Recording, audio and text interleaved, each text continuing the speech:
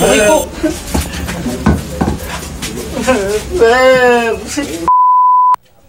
Napaiyak na lang ang lalaking ito nang arestuhin ng mga tauhan ng City Drug Enforcement Unit sa Dasmariñas, Cavite. Kasama siya sa 4 na umano'y sangkot sa droga na hinuli sa lugar. Unang naaresto ang umano'y tulak ng si Lou Anthony Noredo. Nahuli rin sa akto ng pulisya ang 3 iba pa habang gumagamit daw sila ng iligal na droga. Nang kumpiska mula sa kanila ang 10 pakete ng hinihinalang shabu, drug paraphernalia at umano'y drug money. Sa gitna ng buy-bust operation, nagtapos ang buhay ng isa umunong drug personality sa San Pascual, Batangas. Ayon sa pulisya, namaril ang suspect na si Jeffrey Kailing Espelita alias Barok, kaya nila ito ginantihan. Isinugod pa sa ospital si alias Barok pero dead on arrival. Aabot sa 300 at 40,000 pisong halaga ng hinihinalang shabu ang nakumpiska ng mga operatiba sa Ipil, Zamboanga, Sibugay.